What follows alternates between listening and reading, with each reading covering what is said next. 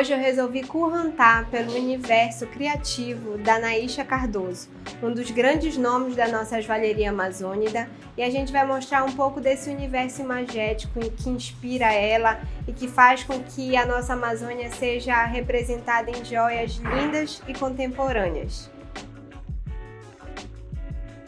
Gente, nada melhor do que falar do processo criativo de alguém visitando o próprio ateliê, que eu acho que sempre é um reflexo das peças e do que a gente vê no Instagram, vê por aí.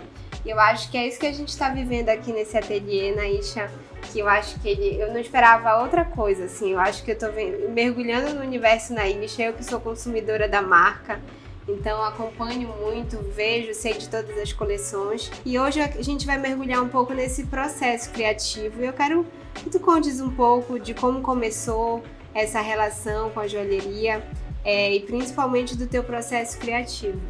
Oi, esse é meu ateliê, bem-vindos. Uma das coisas que eu sempre falo, por onde estiverem, conheçam o ateliê do artista, esse ambiente, esses objetos, essas coisas que a gente escolhe se cercar, sustentam a nossa subjetividade. A subjetividade sustenta a criação. Então, como começou? Eu falo que eu comecei com o design reverso das coisas. Eu via as coisas e queria aprender como se fazia, desde a mais tenra idade. Então eu lembro, eu criança, muito criança, quando claramente crianças não se interessavam por isso, eu ficava vendo ferramentas, canetas, réguas daquela época que os arquitetos usavam, que a minha mãe é arquiteta, com aqueles compassos, aquelas coisas de desenhar na época da prancheta, e aqueles objetos eram assim uma abertura para novas construções, novas formas. E engraçado, uma coisa que eu sempre pensei 3D. Então essa coisa das réguas, de recortar, de fazer moldes com papel, que é uma das ferramentas que a gente pode, né? Então uma joia a gente pode criar de várias formas. Pode criar a partir de um desenho, pode criar na imaginação, pode criar no computador e depois fazer a cera, depois fazer a função dessa cera perdida. Tem uma série de técnicas, mas realmente a vontade de criar algo, de pôr produtos novos no mundo sem a intenção de ter uma marca, de comercializar, sempre teve lá, né? E aí eu cresci, fui aprendiz de ourives, tive 2 excelentes mestres e aí aprendi o design reverso das coisas com intenção. Então eu aprendi a joalheria desde a hora do cálculo, da fundição, da liga do metal, da forja. Eu escolhi a forja tradicional, eu escolhi fazer joia clássica, na sua forma mais antiga, que remete ao Egito Antigo. Então eu, por exemplo, não fui para 3D, nem fui para prototipagem. Então realmente é a forma tradicional, eu faço peças únicas. E aí junto da tradição veio a transgressão, que aí é a parte que eu piro, que é a parte que eu boto o tucupi estabilizado em natura dentro da joia, que eu boto as ervas do ver-o-peso, os elementos líquidos, que eu pesquiso formas muito disformes, muito absurdas, as mais estranhas possíveis. Aí eu crio desenhos contrariando, é o que eu falo, contrariando a semiótica, porque por que a gente escolhe o círculo? Por que a gente escolhe um triângulo? Tem um padrão, né? Num círculo, no triângulo. Mas e por que tu te atrai para uma forma disforme? É a sensibilidade que eu acho que a gente tem na Amazônia com os padrões da natureza. Então, por que eu vou gostar mais de uma forma que remete a uma nuvem e uma que remete a um animal? Eu não estou dizendo que é um animal e que é uma nuvem, mas tu tá interpretando. Eu brinco que é como aquele teste, o Rorschach, né? Da forma, o que ele parece para cada um. Então, remete a um universo muito lúdico que todos nós tivemos em algum momento na vida, e uns têm isso mais evidente, outros não, mas é também um trabalho de resgate dessa participação. Vem aqui, não basta ser bonito, vamos co-criar. Sim, com certeza. E falando e puxando já a conversa para esse universo amazônico, uma coisa que eu vejo muito assim, processo criativo, já que a nossa conversa é sobre isso, é que são poucos os designers que, para mim, expressam tão bem a Amazônia contemporânea, como o seu trabalho sempre fala a respeito, mas a gente sempre fica naquele estereótipo. Ou as marcas de fora pensam a Amazônia de uma forma muito superficial e caricata, a Amazônia da onça, da arara e só floresta, ou localmente, às vezes, a gente já vai para um regionalismo muito, muito caricato também. E algo que eu gosto muito no seu trabalho, que eu realmente quero que você mergulhe um pouco nisso, é que a gente vê o processo criativo de uma joalheira que é da Amazônia, que vive o seu universo local sem necessariamente gritar caricaturas, né? Você fala do espírito do lugar, do James Lott do local, né? Então eu queria que você falasse um pouco, assim, como você consegue falar. Eu acho que eu vejo muito, assim, da memória afetiva no seu trabalho. A gente consegue ver, quem acompanha, ver o universo que te inspira, que não é só da Amazônia, ver tudo que faz parte desse universo criativo, e faz também esse entrelace entre a memória coletiva, a memória individual, né? Não é sobre uma Amazônia que todo mundo vê, mas é sobre a minha Amazônia, é sobre a Amazônia da Anaícha, é sobre a Amazônia que o nosso olhar percebe. Eu queria que você falasse um pouquinho disso. Aí me pegou. Aqui na entrada do ateliê, quem vier, tem uma frase escrita, que é um poema completo do Mário Quintana, que é: o poeta, ele não pinta uma árvore, ele pinta-se árvore. Então, desde cedo ficou muito claro para mim que fazer essa representação ipsis literis de uma coisa não era minha. Eu acho que por isso que eu procurei a técnica da joalheria clássica para depois pesquisar na contemporânea. Então, se eu estou falando de um animal, eu vou procurar como representar esse animal de forma contemporânea, às vezes parte dele, às vezes a forma sugerida, de uma forma minimalista. A Amazônia ela é muito sedutora por ter uma riqueza de cores, de formas, texturas, sons. A nossa sinestesia ela é inegável, mas para mim esse é um caminho que me mundia, como diz o caboclo, né? A gente fica mundiado. Eu gosto de atrelar as peças ao cotidiano do local, as formas de uso, a temas por vezes críticos. Então, uma vez que eu coloco tanto a transparência nas joias, a ponto de eu ter uma coleção de peças chamada Joias Invisíveis, não é só porque eu estou escolhendo trabalhar com uma cor, é porque fala de uma invisibilidade histórica de uma região. Também o transparente remete à água. Água, que é a maior bacia hidrográfica do mundo, mas as populações ribeirinhas tradicionais, quilombolas, povos originários, não necessariamente têm acesso a essa água. Então, quando eu quero que a pessoa se sinta atraída por aquilo e tenha aquela peça, e aí a joalheria ela brilha, porque ela opera na linguagem dos símbolos, que são importantes, é como você se comunica através dos tempos. E por que não usar o material a serviço disso? Tecnicamente é inegável as possibilidades do 3D, como a gente falou, para pegar uma miniatura, para transformar nos mínimos detalhes, ainda que precise da mão humana para parar uma aresta ali, o que é normal no 3D.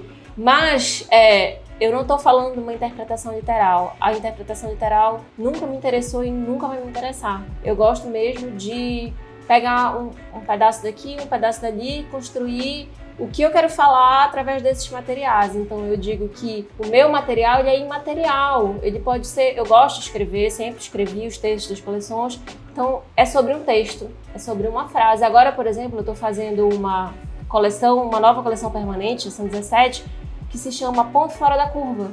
É um ponto e uma curva. Mas como eu quero construir? Falar das exceções, das regras que não se aplicam, que eu brinco que no xadrez, que é outra coisa que eu gosto muito, que no xadrez a exceção importa mais do que a regra. Então é um universo que a Amazônia atravessa, mas também vem muito do cotidiano. Hoje eu estava passando na Praça da República, na frente do Teatro da Paz, e eu vi numa banca antiga que eu ia desde criança, e eu vi 2 senhores sentados numa mesa jogando xadrez. E aí para mim isso foi mais um sinal de ponto fora da curva. Olha aí, isso é um ponto de resistência, isso ainda existe. Então as coisas elas se exteriorizam porque dentro elas já estão lá. Muitas vezes o papel de quem cria é saber ver. O que é mais caro não é o material, não é o tempo de fazer, o que é mais caro mesmo é o olhar. Às vezes a gente que cria, que esse é o nosso dia a dia, a gente se sente como um mero instrumento entre uma ideia que está dentro e um material que está fora. Você apenas precisa fazer aquilo sair, a conexão, né? E aí chegar em quem tem que chegar, né? Porque também não fica com você. Então a coisa vai se resolver ali com quem escolhe ficar com aquilo que vai ser único E é lindo por isso, não vai se repetir, vai ser uma peça para cada um e vai ser um uso para cada um, a coisa das formas de uso, né? Tipo, essa peça que eu tô, que é uma peça com 11 formas de uso, é o antifone de ouvido, que fala do silêncio, fala do tempo, une escuta e coração. Isso é um tema do cotidiano, mas também é atravessado pela Amazônia. Por quê? Porque eu digo que na Amazônia o tempo é completamente diferente. Pelas distâncias, pelo clima, pela localização, por tudo que envolve. Então, sim, tem um traço muito contemporâneo, porque eu insisto que Belém é extremamente cosmopolita por vocação, por natureza. Sempre foi, sempre será. Então, as peças, a criação de, eu acho, de qualquer artista daqui são muito maravilhosas, né, que a gente tem.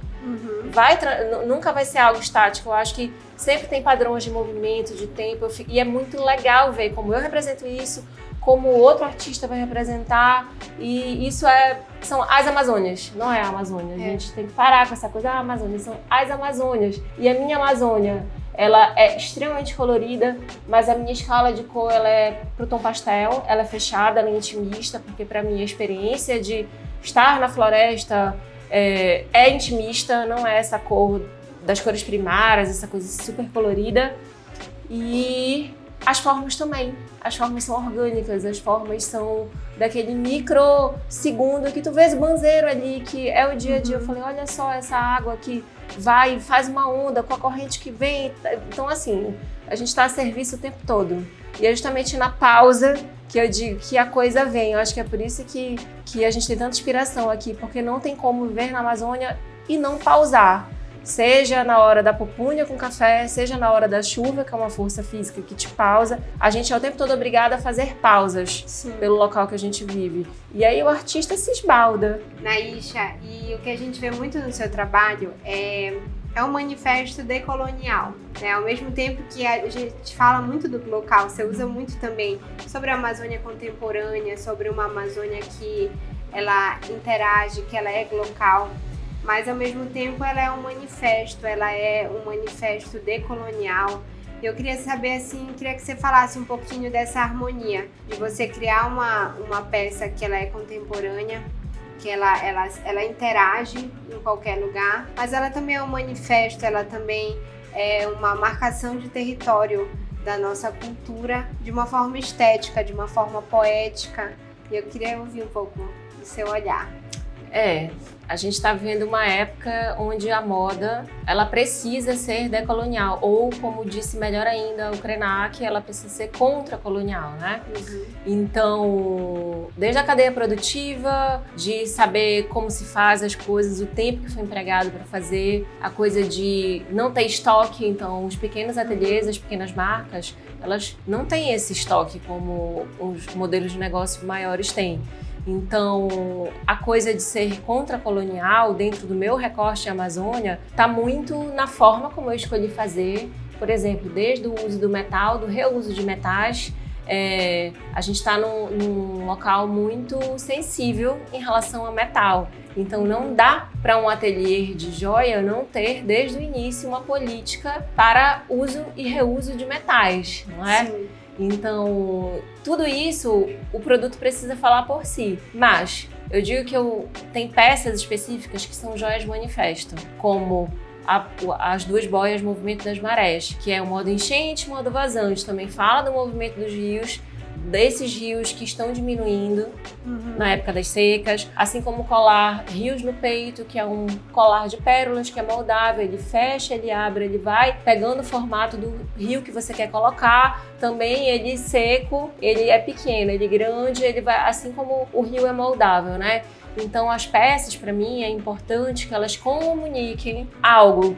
Eu digo, não basta ser bonito. E a gente tem na ferramenta, quem trabalha com pequenas escalas, uma ferramenta muito importante que é o símbolo e a beleza. Porque, como eu sempre falo, a beleza chega onde as palavras não chegam. E é preciso, cada vez mais, que elas cheguem. E a gente precisa sensibilizar um público que está lá pronto, mas precisa comprar com consciência, não é só comprar. Eu acho que comprar é a consequência de tantas outras coisas.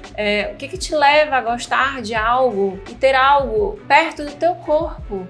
A coisa é tão preciosa que você escolhe estar perto do teu corpo, a tua pele, que é o maior órgão do corpo humano. Então precisa Precisa ter uma Precisa conexão, ser legal, precisa ser o mais perto possível do bom, do belo e do justo, aqueles princípios que edificam, né, a beleza.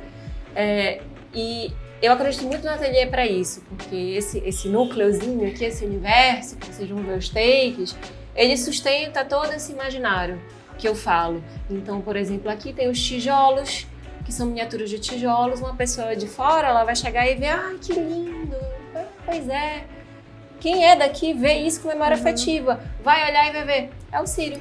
Sim. Então eu digo, quando a gente que faz, eu faço um ateliê da Amazônia para a Amazônia. Para mim o que interessa é que as pessoas aqui usem, né, nas Amazônias. Mas claro que o trabalho ele repercute fora, eu tenho trabalhos em outros lugares, mas aqui eu faço questão de que isso seja com a memória afetiva. Então é isso, a casinha quebrada ali era uma casa de vidro que tinha pérola dentro e que ela era meu banco de pérola. E aí ela se desfez, quebrou. Eu falei, pronto, então ela vai ser a casa quebrada com um tijolinho dentro. E ainda vai continuar falando do Círio. As coisas, elas vão se construindo. Mas eu acho que o movimento de ateliê, não só o meu, assim, ele é imprescindível. Onde eu paro, eu vou em ateliê. Porque é onde esse espírito do tempo que tu falas, é onde ele tá, é um ambiente que permite que isso aconteça. Sim. Quando a gente cresce e vira só número, e como acontece, né? Isso não é permitido acontecer. Já não existe esse espaço para isso acontecer. A gente não tem mais tempo para sentir, né, o espaço, para sentir o que ele tá querendo nos dizer. E eu acho que a gente sente isso no ateliê, assim, a gente ouve cada peça querendo contar uma história e às vezes a gente não tá pronto para ouvir nessa nossa contemporaneidade, né?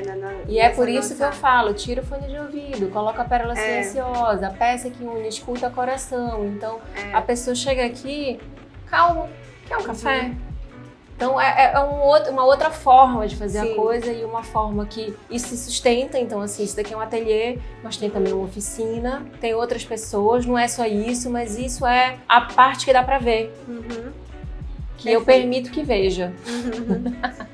E Naícha, uma coisa que eu acho muito legal, gente, no trabalho da Naícha, é que essa individualidade dela, essa personalidade, vai criando coisas novas e coisas muito pontuais, como o Yellow Tucupi, que é uma paleta de cores que ela vai falar aqui pra gente, que é algo tão, tão único, tão nosso, e que eu digo que eu ainda vou botar isso no relatório de tendências da Amazônia. Então fala pra gente um pouquinho. O Yellow Tucupi nasceu de uma pesquisa de cor no vidro que eu tentei fazer e tecnicamente eu tinha variações do amarelo, mas pra mim ainda não era suficiente. Aí eu falei assim, gente, a gente fala tanto, né? Você é o que você come.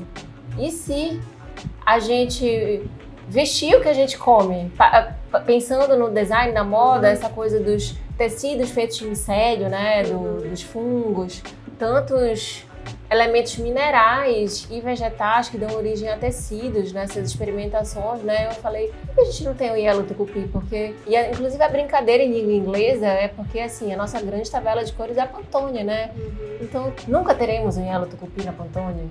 Porque a cor do tucupi é uma cor indomável. E ela só é única porque ela é indomável. Você vai numa feira, você quer... Onde eu paro, eu vou numa feira. Onde é que você vai saber a temperatura das cores de uma cidade? É na feira. Eu digo que em algum ponto a arte, a criação, ela nasce na feira porque ninguém cria com fome. A pessoa que está com fome, ela vai querer matar a fome antes. A fome vem depois. E, curiosamente, esses países, essas cidades que têm como a nossa, uma cultura gastronômica enorme, elas têm uma experiência estética enorme também. Eu também queria falar muito da gastronomia amazônica há muito tempo, isso foi em 2018, e eu falo, a gastronomia amazônica ela é puramente estética. E o que para mim resume essa cor quase intangível? É o tucupi, porque cada um faz o tucupi de acordo com o processo, cada mandioca dá uma cor diferente, mesmo que você olhe e tenha aquela percepção daqueles amarelos, tu não vai pegar os amarelos, tirar uma mediana e ter uma cor de tucupi que tu vai poder ajustar. Aquilo é absolutamente natural e varia. Aí o que eu fiz? Eu fiz uma estabilização da fermentação do tucupi e aí envasei. E usei isso como elemento, junto com vidro, com prata e com pérola. E são peças experimentais que, assim, eu dou garantia de 1, 2 anos. Às vezes o tucupi, dependendo de qual for, ele fica cinza. Às vezes cai, quebra. Não é para acontecer, mas acontece. E eu vou, substituo, rindo tranquilamente, porque faz parte, porque também é uma experiência. Então, naturalmente, quem escolhe esse tipo de processo não vai querer uma joia clássica, essa que é eterna, essa que vai passar por todas as gerações. Então, numa hora a gente fala sério, né? A linguagem da joia contemporânea, ela é muito lúdica, essa brincadeira, mas a hora da joia clássica, a gente está falando de para sempre. Então, um é tendência, um é o momento, um é pode não durar para sempre, pode quebrar, pode isso, mas o outro é para sempre. Enquanto o tucupi fala no elemento ordinário do cotidiano, que é uma coisa que pode mudar a cor, que é um líquido instável, que é fermentado, que é uma transgressão, no campo da joalheria clássica já é totalmente o contrário. A gente tem o peso e a responsabilidade do para sempre. E é o para sempre numa era de efêmeros. Então, assim, não é qualquer coisa. E a gente precisa das duas coisas. A gente precisa ser para sempre e a gente precisa ser às vezes. Então, esse transitar entre tradição e transgressão a mim me agrada, porque num eu posso aplicar a rigidez formal, a trigonometria da joalheria, as ligas do metal, o rigor clássico e falar, isto daqui é um para sempre. Isso vai atravessar a sua família e vai ser para sempre, vai carregar sempre isso. E no outro eu falo completamente o contrário. Isso daqui é um experimento, os primeiros explodiram. É uma cor que pode ficar cinza, pode ficar amarelo, pode explodir, mas se acontecer qualquer coisa, eu refaço sem custo. Mas eu quero que você entenda que isso daqui é um objeto de design, porque na Amazônia a gente tem muitas coisas que são instáveis, como o tucupi. A nossa comida fala muito pela gente, ou seria o contrário? Será que a gente é atravessado pela nossa comida? Então não tem um tucupi estável, as nossas estações são contrárias, o nosso povo é temperamental, como diz uma amiga minha. O que é que imita o quê? É a cidade que é temperamental ou as pessoas que são temperamentais, né? Uma retroalimentação aí, né? E o que a gente produz na cidade, ela reflete tudo isso. A gente brinca, mas tu que és uma estudiosa do co-hunting, tu sabes que a cultura influencia nas criações. Então eu acho um barato ter as ferramentas para falar uma hora sério com a joalheria clássica, que demora muito mais e custa muito mais, e falar de uma forma ligeira, descompromissada, quase que infantil, na hora da joalheria contemporânea. Tão infantil que tu vai pegar uma comida e bota dentro de um vidro e vais usar isso, vai sair usando aí, né? Essa cor que não é nem cor. Que cor é essa? Mas não tem na Pantone. Mas é a Amazônia, porque a Amazônia ela é pastel. A Amazônia, eu digo que é uma beleza segunda página. Porque qual é o conceito de beleza? Essa beleza neoclássica, esses padrões. Esquece tudo. Vira a página. A Amazônia é pastel. O bonito na Amazônia você vê, eu digo, o claro escuro dos princípios da beleza de uma forma pastel. Então é um tapete marrom que pode te fazer perceber melhor as sutilezas do pôr do sol. É uma sensação completamente diferente de ter um azul, um verde paradisíaco. Então, são as sutilezas. É uma beleza para iniciados, mas fica que vale a pena. E é uma beleza, eu acho que reflete o olhar, né? Eu acho que, assim, é o olhar pessoal, é o seu recorte da Amazônia. E eu acho que essa dança, essa valsa entre o clássico e o contemporâneo faz com que isso seja único, que dê personalidade para a peça e, ao mesmo tempo, modernize ela. A gente não fica parado ali só numa tradição, só num jeito estabelecido de fazer, e vai criando novas coisas, e até esse clássico vai se reinventando, né? Daqui a pouco a gente começa a ter um amalgamado entre o clássico e o contemporâneo, que vai gerando novos saberes, né, para o futuro. E eu acho que é isso, né, Isha? Assim, quero te agradecer imensamente pela contribuição com a nossa coluna.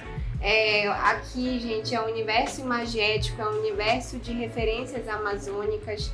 E eu quero muito que vocês pensem sobre isso na nossa coluna, sobre pensar a Amazônia de uma forma mais profunda, de uma forma mais pessoal. E é por isso que a gente está trazendo para vocês os múltiplos olhares sobre a Amazônia, os diversos criadores que a gente tem aqui. Tchau.